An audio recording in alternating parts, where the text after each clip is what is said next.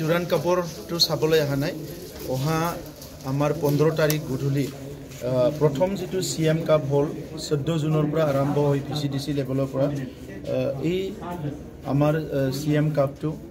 অহা 15 তাৰিখত ফাইনাল খেল ইয়াত আমাৰ সাই ষ্টেডিয়ামত অনুষ্ঠিত হ'ব য'ত আমাৰ অসমৰ আমাৰ সকলোৰে শ্ৰদ্ধাৰ মুখ্যমন্ত্ৰী ডক্টৰ হিমন্ত বিশ্ব শৰ্মা ডাঙৰীয়াও উপস্থিত থাকিবলৈ ইতিমধ্যে আমন্ত্ৰণ আমাৰ পৰা জনোৱা হৈছে আৰু এই CM কাপটো পুৰা ভাৰতবৰ্ষতে জনাজাত হৈছে আৰু প্ৰথমবাৰ তেনেকুৱা এটা ডাঙৰ ইনিচিয়েটিভ গ্ৰাম্য অঞ্চলৰ পৰা যেটো লোৱা হৈছে প্ৰায় 3760টা ক্লাব আৰু 67,000 প্লেয়াৰ্স এই ইনিচিয়েটিভটো প্ৰথমবাৰকে লোৱা হৈছিল কিন্তু বহুত সফল হৈছে আৰু ইয়াত মানে আমাৰ যুৱকসকলে বা বিভিন্ন শ্ৰেণীৰ ৰাইজে আগৰ পৰা যেনেকৈ ফুটবলটো বড়োলেণ্ডৰ এটা ফেষ্টিভেলৰ নিচিনা লৈছিলে এতিয়া এইটো ফৰ্মেলি এটা ৰিকগনিশ্যন দিয়া গ'ল চৰকাৰৰ পৰা সঁচাকৈ ফুটবলটো আমাৰ কাৰণে ফেষ্টিভেল আৰু প্ৰত্যেক বছৰে এমাহ ধৰি এই আমাৰ CM কাপটো আয়োজন কৰা হ'ব আৰু এই বছৰ প্ৰায় এমাহ জুন 14ত আৰম্ভ হৈ 15 জুলাইত শেষ হ'ব আৰু সুন্দৰকৈ আমাৰ VCDC লেভেলত আমাৰ কনষ্টিটুৱেঞ্চি লেভেলত ডিস্ট্ৰিক্ট লেভেলত আৰু এতিয়া কাউন্সিল লেভেলত আমাৰ হৈ আছে অহাকালি থাৰ্ড প্লেছৰ কাৰণে খেল হ'বলৈ গৈ আছে আৰু ইয়াৰ লগে লগে আমাৰ ফাইনালৰ কাৰণে আমাৰ টিম আহি যাব তো আমি 15 তাৰিখে খুব সকলো ৰাইজৰ উপস্থিতিত আমি আমাৰ CM কাপৰ প্ৰথম ফাইনেলটো আমি কোকৰাঝাৰ সাই ষ্টেডিয়ামত কৰিবলৈ গৈ আছো ইয়াৰ পিছত 15 তাৰিখে আমাৰ যেটো ট্ৰফি আনভেইলিং প্ৰগ্ৰামটো কোকৰাঝাৰ হ'ব ডুৰাণ্ড কাপৰ আৰু ডুৰাণ্ড কাপ আমাৰ এতিয়ালৈকে যেটো ডেট লোৱা হৈছে 27 জুলাইৰ পৰা আমাৰ ইয়াত আৰম্ভ হ'ব আৰু ডুৰাণ্ড কাপৰ প্ৰিপাৰেচনো প্ৰায় কমপ্লিট হৈছে এই ডুৰাণ্ড কাপ এইবাৰ আমাৰ থাৰ্ড টাইমৰ কাৰণে বড়োলেণ্ডত হ'বলৈ গৈ আছে আৰু ইয়াৰ পিছত নেক্সট যেটো আমাৰ লেভেল ফুটবল হ'ব ইয়াত আমি আন্ডাৰ 13 অলৰেডি নিখিল বড়ো ছাত্ৰ সন্থাই কৰি আছে এটো বহুত সফল হৈছে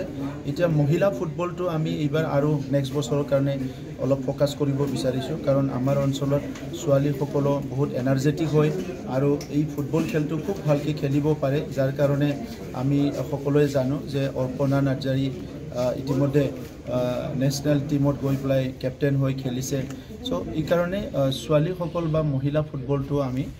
নেক্সট 2026ত ফোকাস কৰি প্লাই কাম কৰিব বিচাৰিছো আৰু অহা 15 তাৰিখে আমি ইয়াতে ইখন ষ্টেডিয়ামতে দুটা ফুটবল একাডেমি এটা লৰাবিলাকৰ কাৰণে এটা ছোৱালীবিলাকৰ কাৰণে অহা 15 জুলাই তাৰিখতে আমি লঞ্চ কৰিম তেখেত সকলে আমাক ফাইনাল লিষ্টটো জনাব অহা 15 তাৰিখে যেতিয়া আমাৰ ট্ৰফি টুৰটো কমপ্লিট হ'ব আৰু কোকৰাঝাৰত ট্ৰফি আনভেইলিং প্ৰগ্ৰামটো হ'ব হিদিনাই আমি আমাৰ আৰ্মিৰ ব্লগত কথা পাতিম আৰু হিদিনা আমি ফাইনালি গম পাম যে কোন কোন টিম আমাৰ তাত আহি আছে सर देखिए चुनाव के लिए पॉलिटिकल पार्टी हमेशा तैयार रहते हैं पॉलिटिशियन थिंग ऑफ इलेक्शन बोल के एक वो है कि अभी UPPL जो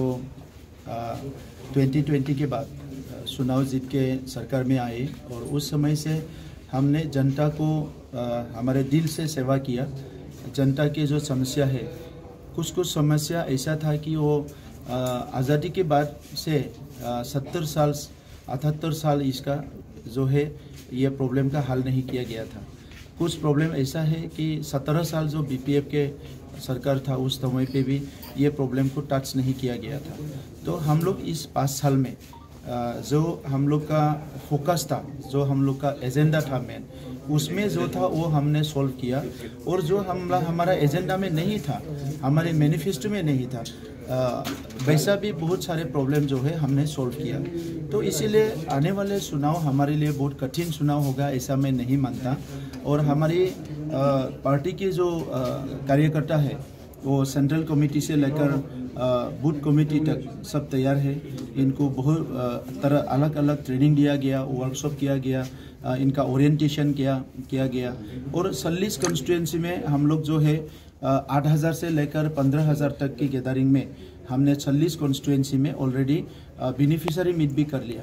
तो अभी लगभग एक पिक्चर क्लियर हो गया कि यूपीपीएल ही आने वाले जो चुनाव है इसमें सबसे बड़ा पार्टी होंगे और सबसे ज़्यादा बहुमत लेके यूपीपीएल आने वाले हैं, ये क्लियर हो गया। तो इसीलिए